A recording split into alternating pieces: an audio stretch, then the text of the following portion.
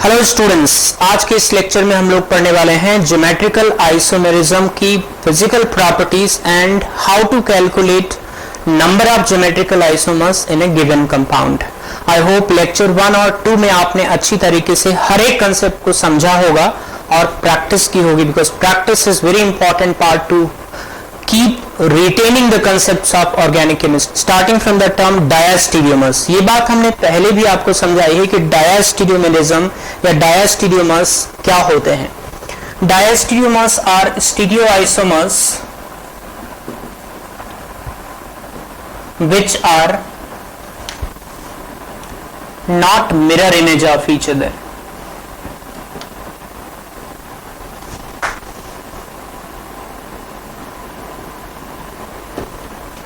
ऐसे स्टीरियोआइसोमर्स जो एक दूसरे के मिरर इमेज नहीं होते उनको डायास्टीरियोमर्स कहते हैं। तो बस चेक कीजिए कि जो सिस एंड ट्रांस फॉर्म होती हैं क्या ये एक दूसरे के मिरर इमेज होते हैं। लाइक ये मैंने सिस फॉर्म लिखा और ऐसे ही अगर मैं इसी का ट्रांस फॉर्म लिख दूं तो इन दोनों के बीच में डायास्टीरियोमेरिक रिलेशनशिप होगा या नहीं होगा।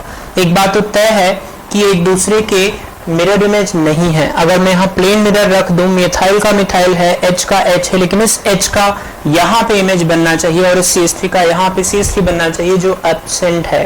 तो एग्जैक्टली ये इसका मिरर इमेज नहीं है।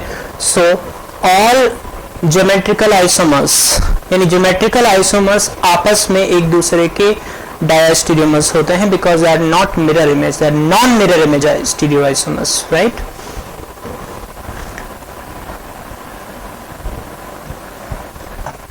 Physical properties of diastereomers are different, therefore they can be separated via physical methods like melting point, boiling point, solubility, stability, latent heat of fusion, vaporization। ये सब चीज डायास्टीरियोमर का अलग अलग होता है, इसीलिए फिजिकल मेथड से डायास्टीरियोमर्स को सेपरेट करना पॉसिबल है। फिजिकल मेथड में आपका डिस्टिलेशन हो गया, फ्रैक्शनल डिस्टिलेशन हो गया, फ्रैक्शनल क्रिस्टलाइजेशन हो गया, क्रोमेटोग्राफिक मेथड हो गई, जहां पे फिजिकल प्रॉपर्टी पे बेस्ड एक्सपेरिमेंट्स होते हैं जिनके थ्रू हम इनको अलग करते हैं। लाइक अगर आप सिस प्लस ट्रांस को फ्रैक्शनल डिस्टिलेशन लगा दो, if the mixture of cis and trans is subjected to the fractional distillation, how many fractions we are going to get, यानी कितने कंपोनेंट मिलेंगे। एक तो डिस्टिलेट में मिलेगा, एक नीचे लिक्विड में मिलेगा, तो 2 फ्रैक्शंस मिलेंगे। क्योंकि दोनों का बॉइलिंग पॉइंट अलग है, अलग अलग टेम्परेचर पे दोनों वेपराइज होंगे, तो जो जिसका कम बॉइलिंग पॉइंट होगा वो पहले वेपराइज हो जाएगा, उसको कंडेंस करके अलग कर लेंगे, दैट इज डिस्टिलेट। तो 1 fraction and the remaining liquid is the other fraction, तो 2 फ्रैक्शन मिलेंगे, राइट। ऐसी अगर 3 डायास्टीरियोमर्स का मिक्सचर होता तो 3 फ्रैक्शंस मिलते। जितने डायास्टीरियोमेरिक फॉर्म्स का मिक्सचर होगा स्टीरियोआइसोमर्स में उतने फ्रैक्शनल डिस्टिलेशन पे मिलेंगे। प्रॉपर्टीज ऑफ ज्योमेट्रिकल आइसोमर्स हम यहाँ पे डिस्कस करेंगे। सिस ट्रांस का आपस में प्रॉपर्टीज किस तरह से डिफर करता है। तो पहला प्रॉपर्टी है स्टेबिलिटी। इसमें स्टेबिलिटी मतलब थर्मोडायनेमिक स्टेबिलिटी की बात कर रहे हैं हम, थर्मोडायनेमिक सेंस में स्टेबिलिटी की बात कर रहे हैं।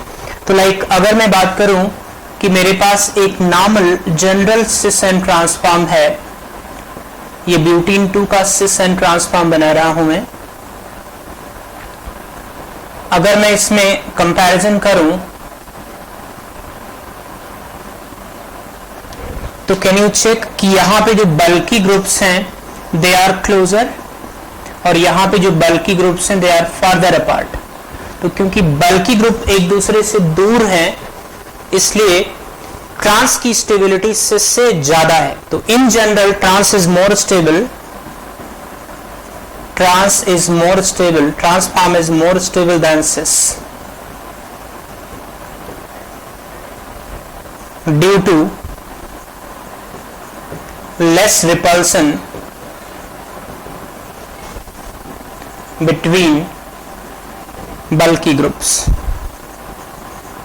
Because there are far apart from each other. Distance दो सिमिलर ग्रुप के बीच में ज्यादा होती है ट्रांसफॉर्म में। लेकिन अगर साइक्लोएल्कीन में बात करें तो वहां पे ये थोड़ा सा ये चीज डिफर करती है। लाइक इन साइक्लोएल्कीन, इसको पढ़ाते वक्त मैंने दो बातें बताई थी कि C3 से लेकर के C7 तक only cis form exist, trans form highly unstable होती है, स्ट्रेंड होने की वजह से ट्रांसफॉर्म बनाया ही नहीं जा सकता। तो साइक्लोएल्कीन में जब हम डबल बॉन्ड के थ्रू ज्योमेट्रिकल आइसोमर्स चेक करेंगे तो कार्बन नंबर 3 से लेकर के कार्बन नंबर 7 तक, यानी साइक्लोप्रोपीन से लेकर के साइक्लोहेप्टीन तक ओनली सिस फॉर्म एग्जिस्ट करेगा, ट्रांसफॉर्म एग्जिस्ट करेगा ही नहीं। C8 से लेकर C11 तक cis form is more stable,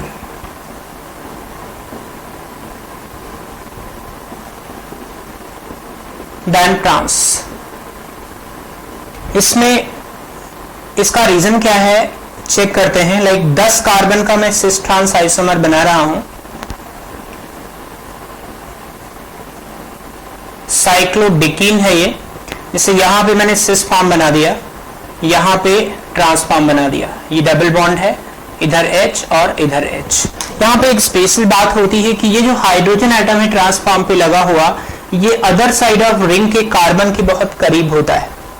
तो the hydrogen atom present at one of the carbon atoms containing double bond is closest, I mean closer to the carbon atom of other side of the ring, because of that the steric repulsion, electron cloud का repulsion होगा और transform unstable हो जाएगी, जबकि cis form में ऐसा नहीं है।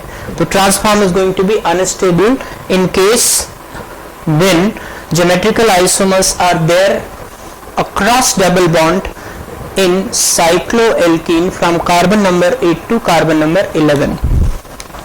कार्बन नंबर 12 बॉन्डवर्ड अगर 12 से लेकर के इंफिनिटी तक चेक करें, यानी कार्बन 12 हो जाएं, अगर साइक्लिक स्ट्रक्चर में यदि 12 कार्बन हो जाएं तो इतनी ज्यादा फ्लेक्सिबिलिटी हो जाती है रिंग में कि मोरलेस वो ओपन चेन एल्कीन की तरह बिहेव करेंगे। तो जिस तरह से सिस ट्रांस की स्टेबिलिटी ओपन चेन कंपाउंड में होती है, एग्जैक्टली वैसे ही स्टेबिलिटी 12 कार्बन के साइक्लोएल्कीन ऑनवर्ड या उससे ज्यादा के साइक्लोएल्कीन में वैसे ही स्टेबिलिटी रहेगी। मतलब क्या हुआ, trans form is more stable than cis. Clear? तो C3 to C7 no trans form, only cis form. C8 to 11 trans form is unstable, cis is more stable, and C12 onward trans form is more stable. Next example में मैंने दो set of cis trans isomerism लिया है। ये traditional cis trans है, इसमें मैंने group एक चेंज किया है, क्लोरीन लगाया है मिथाइल की जगह पे। Let's check about other physical properties of cis and trans। जिससे मैं बात करूं, स्टेबिलिटी की बात मैं ऑलरेडी कर चुका हूं कि इस टाइप के यानी ओपन चेन कंपाउंड के अंदर ट्रांसफॉर्म जनरली स्टेबल होता है सिस फॉर्म से। तो इन सभी में यानी कि अगर मैं ABCD में कंपेयर करूं तो A और B में B का स्टेबिलिटी ज्यादा होगा, C एंड D में D का स्टेबिलिटी ज्यादा होगा। Again the same logic. अब अगर मैं बात करूं let's say boiling point,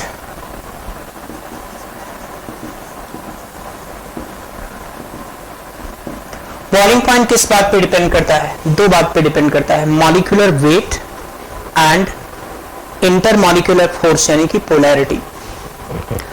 molecular weight की बात करें अगर तो इन दोनों का सेम है, इन दोनों का सेम है। पोलैरिटी की बात करें तो देखिए इसका जो डाइपोल मोमेंट होगा वो 0 होगा और इसका डाइपोल मोमेंट नॉन जीरो होगा। इसके अंदर पोलैरिटी नेट 0 आएगी, इसके अंदर पोलैरिटी कुछ होगी। तो मॉलिक्यूलर वेट सेम है लेकिन इंटरमॉलिक्यूलर फोर्स सिस फॉर्म में अधिक है ट्रांसफॉर्म के कंपैरिजन में, इसलिए cis is going to have more boiling point than trans. But remember ये हम जनरलाइज नहीं कर सकते।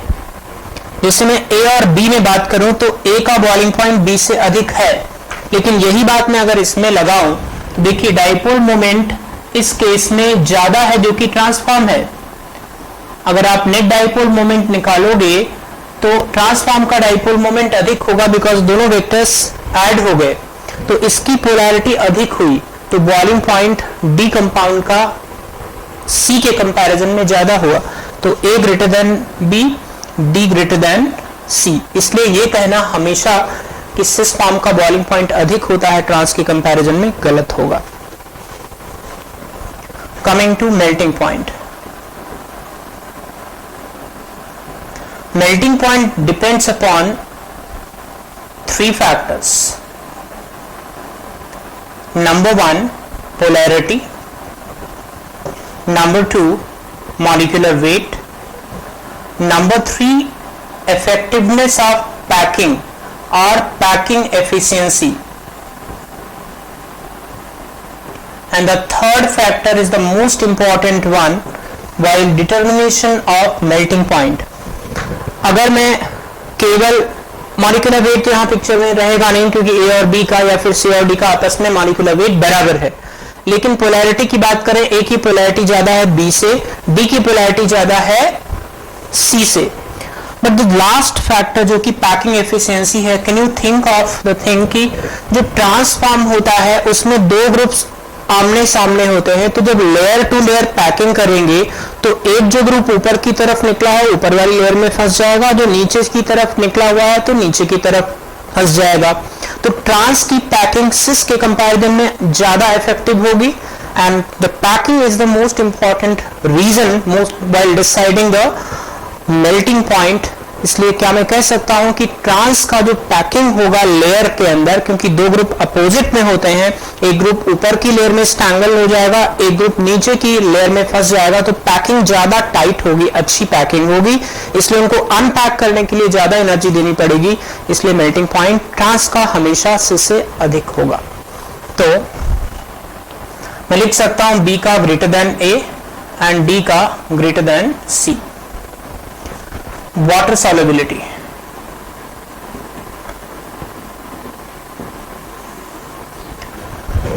water solubility directly proportional to polarity of the compound. अगर मैं A और B में बात करूं तो A is more polar than B, तो A का water solubility B से अधिक है। C and D में D is more polar than C, तो D का water solubility अधिक है, right? Dipole moment, dipole moment हमने पोलैरिटी के हिसाब से कई बार बताया, जिससे इसका डाइपोल मोमेंट अगर इन दोनों में कंपेयर करेंगे, इसका डाइपोल मोमेंट 0 है, इसका नॉन 0 है, तो ए का अधिक हुआ बी से। ऐसे सी और डी में बात करें ट्रांस का डाइपोल मोमेंट सिस से in this case is greater because 2 vectors are added in trans, right? तो this is all about the physical properties of geometrical isomers. Next part is calculation of number of geometrical isomers. ये बहुत important part है, इस पे based बहुत question कई बार IIT JEE में पूछे गए हैं। तो लेट्स ट्राई एंड अंडरस्टैंड कि how can we calculate number of geometrical isomers if the compound contains certain n number of geometrical centers. Let compound contain n geometrical centers और n geometrical positions। n क्या हो सकता है? n can be number of double bonds from where geometrical isomerism can be shown, और n can be any other position, जैसे cycloalkane के अंदर positions होती हैं जहां पे 2 पोजीशंस होती हैं जहां से हम लोग ज्योमेट्रिकल आइसोमेरिज्म बना सकते हैं, या स्पाइरो कंपाउंड में यदि 3 रिंग्स आपस में एक साथ फ्यूज्ड हो या ऑड नंबर ऑफ रिंग्स आपस में फ्यूज्ड हो, तो वहां से बोल सकते हैं that can be taken as 1 geometrical centre. ऐसे ही क्यूमुलिन्स में जब odd number of double bond continuously लगे हो, that can be taken as 1 geometrical centre. यानी ज्योमेट्रिकल सेंटर वो नंबर ऑफ पोजीशंस है जहां से ज्योमेट्रिकल आइसोमेरिज्म एग्जिस्ट कर सकती है, राइट? इसमें case 1, if the molecule, if the ends of molecule are different, अगर ends different हो, यानी कि शुरू में जो ग्रुप लगा है और आखिरी में जो ग्रुप लगा हो वो आइडेंटिकल नहीं हो, then total number of geometrical isomers हो जाएगा 2 raised to the power n. Case 2, if ends are similar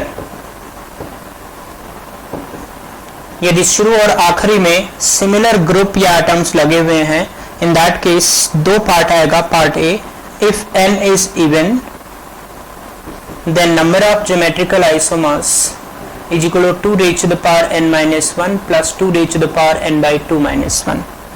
And if n is odd, then number of geometrical isomers is going to be 2 raised to the power n minus 1 plus 2 raised to the power n minus 1 by 2. right? इसमें मैं एक example लेके आप समझाता हूँ कि दोनों में फर्क क्या आता है दोनों फार्मूला में, और and how these numbers are actually calculated. n की वैल्यू छोटी हो तो बना के निकालना आसान होता है, लेकिन यदि n का वैल्यू बहुत बड़ा हो तो बेटर ये है कि फार्मूला लगा के हम लोग number of geometrical isomers calculate कर लें. क्लियर? लाइक पहला एग्जांपल मैं ले रहा हूं 2,4 हेप्टा डाइईन. 2,4 हेप्टाडाइईन 2,4 हेप्टाडाइईन 2,4 हेप्टाडाइईन को हम लोग यूं लिख सकते हैं CH3CH double bond CH then CH double bond CH2CH3. Can you check this molecule is asymmetric? यहाँ पे जो एंड्स हैं वो डिफरेंट है. अब अगर मैं इसका फार्मूला लगा के निकालूं तो n की वैल्यू 2 हो गई. एक सेंटर ये है, एक सेंटर ये है. n की वैल्यू 2 हुई तो number of geometrical isomers is equal to 2 raise to the power 2 that is 4. अब एक बार मैं बना के भी बताता हूं कि चार कौन कौन से आइसोमर हैं. जैसे नंबर 1,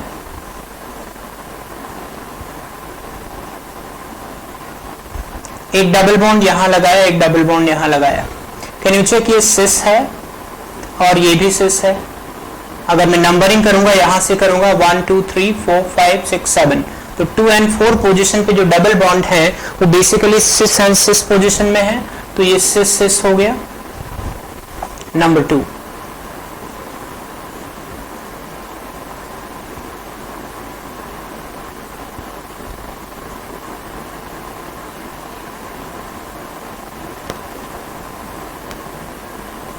यहां से देख सकते हैं ये ट्रांस सिस हो गया. 2 पोजीशन पे ट्रांस है, 4 पोजीशन पे सिस है. ऐसे नंबर 3 बना सकते हैं ट्रांस ट्रांस. यहां पे ट्रांस है एंड यहां पे भी ट्रांस है. Trans trans. ऐसे एक और बना सकते हैं नंबर 4,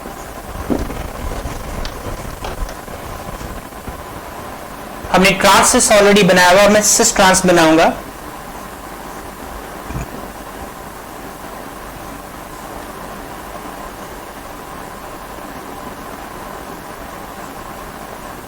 ये आपका सिस ट्रांस है.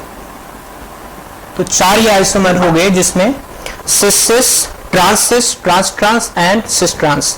यू कैन थिंक ऑफ कि सिस ट्रांस और ट्रांसिस में फर्क क्या है.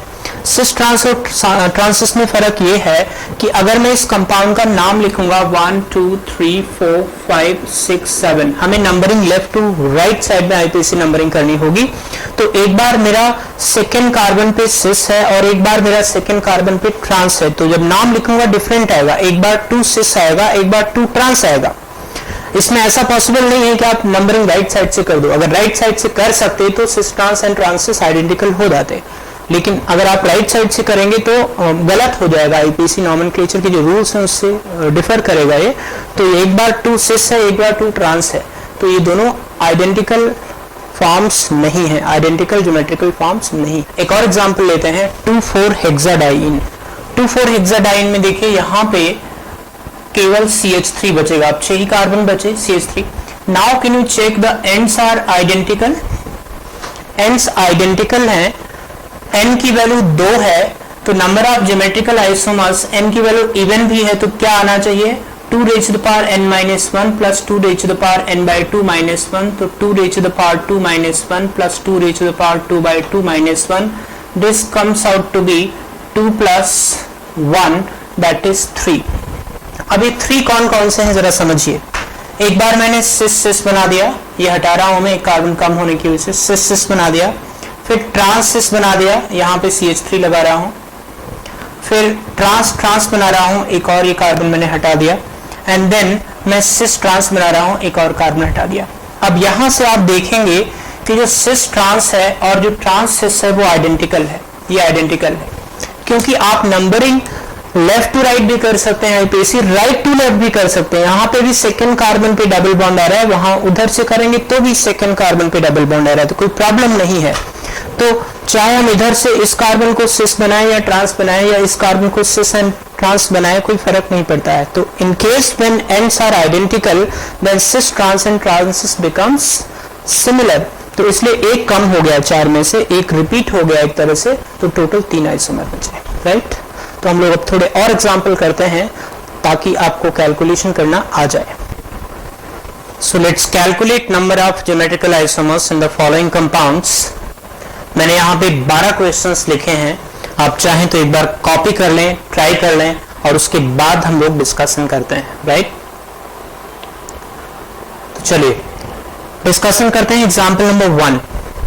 एग्जाम्पल नंबर 1 में यू कैन चेक कि यहाँ पे n का वैल्यू कितना है, गेस कीजिए n का वैल्यू कितना है।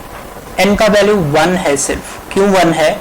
क्योंकि यही वो डबल बॉन्ड है जहां पे ज्योमेट्रिकल आइसोमेरिज्म होगी, यहाँ पे ज्योमेट्रिकल आइसोमेरिज्म नहीं होगी, क्योंकि इस कार्बन से 2 आइडेंटिकल ग्रुप लगे हुए हैं, राइट। तो n की वैल्यू यहाँ पे 1 हुई, तो total 2 raised to the power 1, that is 2 isomers. Clear? कभी कभी ये गलती होती है कि बस डबल बॉन्ड देखा और काउंट कर लिया। मैंने आपको शुरुआत में ही बताया था कि जो n होता है ये वो नंबर ऑफ डबल बॉन्ड होते हैं जहां से ज्योमेट्रिकल आइसोमेरिज्म होती है, तो 2 हो गया। ऐसे ही यहां पे n की वैल्यू कितनी आएगी? 2। And you can check ends different नहीं है, ये इस कार्बन के राइट साइड में 4 कार्बन है, इधर 3 कार्बन है, तो एंड्स डिफरेंट हैं। सेकेंड एग्जाम्पल, इसके अंदर n की वैल्यू 2 है, एक K डबल बॉन्ड, ये K double bond, and you can check ends different नहीं है। ये बीच का कार्बन है, इसके राइट साइड में 4 कार्बन है, लेफ्ट साइड में 3 कार्बन है, इसलिए एंड्स को हम डिफरेंट नहीं मानेंगे। तो n की वैल्यू 2 हो गई, टोटल नंबर ऑफ आइसोमर्स हो गए 2 raised to the power 2, that is 4। Third example एकदम फर्स्ट के जैसा है। कैन यू चेक, केवल ये डबल बॉन्ड दिखाएगा, ज्योमेट्रिकल आइसोमेरिज्म में डबल बॉन्ड नहीं दिखाएगा, बिकॉज इससे 2 हाइड्रोजन एटम जुड़े हुए हैं। तो n की वैल्यू 1 हुई, तो total 2 isomers, 2 raised to the power 1। यहां पे देखिए एक डबल बॉन्ड ये हुआ जहां से ज्योमेट्रिकल आइसोमेरिज्म हो सकती है, एक डबल बॉन्ड ये हुआ, एंड एक रिंग हुआ ये, यहां से भी ज्योमेट्रिकल आइसोमेरिज्म सिस ट्रांस बनेगी। तो जो स्टीरियो सेंटर है, जो ज्योमेट्रिकल सेंटर है, वो टोटल कितने हो गए? 3, तो 2 raised to the power 3। तो total number of geometrical isomers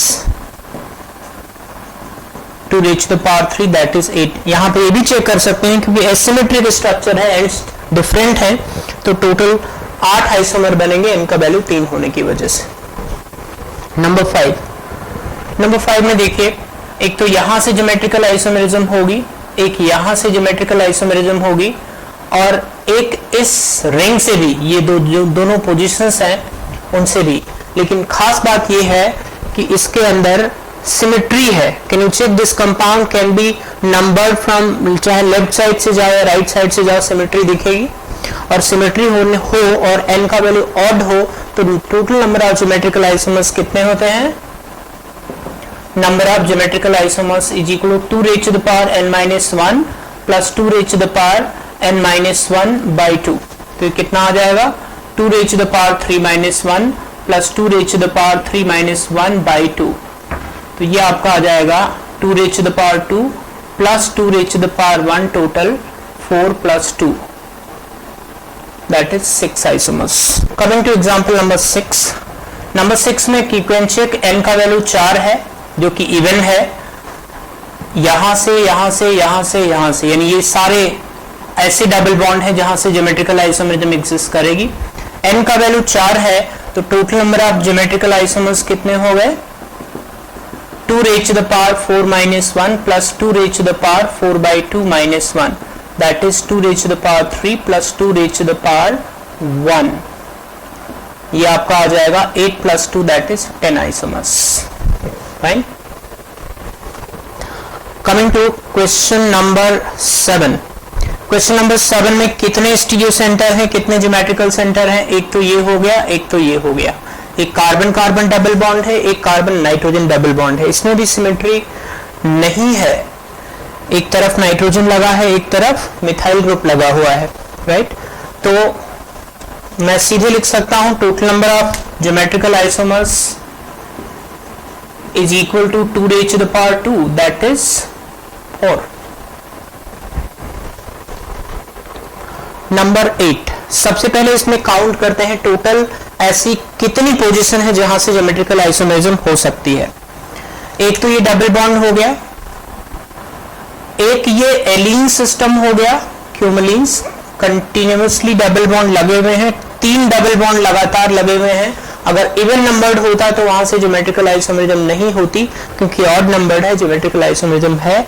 इसके साथ एक स्पाइरो सिस्टम लगा हुआ है और एक और डबल बॉन्ड लगा हुआ है, तो n की वैल्यू 4 हो गई इसमें, और n की वैल्यू 4 हो गई, और सिमेट्री नहीं है इस कंपाउंड में, बिल्कुल एसिमेट्रिक कंपाउंड है।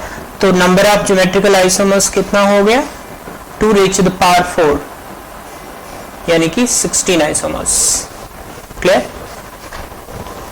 क्वेश्चन नंबर 9 है बेसिकली 1 ब्रोमो 2,3 डाइमेथाइल साइक्लोप्रोपेन। इसमें कोई फार्मूला नहीं लगाते हैं तो आसानी से हम लोग ड्रॉ कर सकते हैं। साइक्लोप्रोपेन है और इसमें एक ब्रोमीन लगाना है एंड 2 मिथाइल लगाना है। तो एक तो सिचुएशन ऐसी लगा सकते हैं CH3 एंड यहाँ पे Br लगा दिया, सारे हाइड्रोजन एटम एक जैसे एक साइड में हो गए। ऐसे अब आप CH3 और दूसरे CH3 को नीचे ले लो, इन दोनों के रिस्पेक्ट में ट्रांस है और Br को ऐसे ही हमने रखा है। फिर एक ऐसा भी लगा सकते हैं CH3 H CH3 और Br को हमने नीचे रख दिया। अब देखिए इसमें कोई भी रिपीट नहीं कर रहा है, तो देयर आर 3 आइसोमर्स, कोई भी रिपीट नहीं करेगा इसमें, and I think only 3 isomers can be drawn, जिसमें ये 2 जो आइसोमर्स हैं ये सिस है हाइड्रोजन हाइड्रोजन के रिस्पेक्ट में, ऐसे मिथाइल मिथाइल के रिस्पेक्ट में सिस है। इनफैक्ट इसको कंप्लीटली सिस स्ट्रक्चर बोल सकते हैं, सारे हाइड्रोजन एक साइड में लगे हुए हैं। Then comes question number 10, 1, 2, 3 tetramethyl cyclobutane। Cyclobutane के अंदर 4 मिथाइल ग्रुप लगे हुए हैं।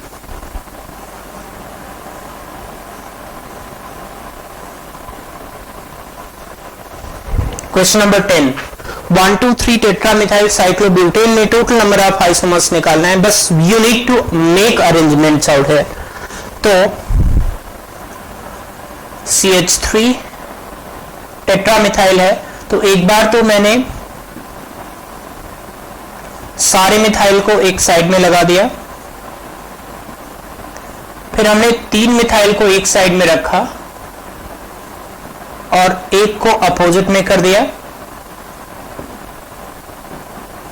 अब इस तरह का अरेंजमेंट में ऐसा भी कर सकते हैं कि 2 मिथाइल को आप एक साइड में रखिए और बाकी दोनों को अपोजिट में रख सकते हैं। और ये 2 तरीके से कर सकते हैं, या तो 1,2 वाले मिथाइल में करिए या 1,4 वाले मिथाइल में भी कर सकते हैं, लाइक CH3 एंड HCH3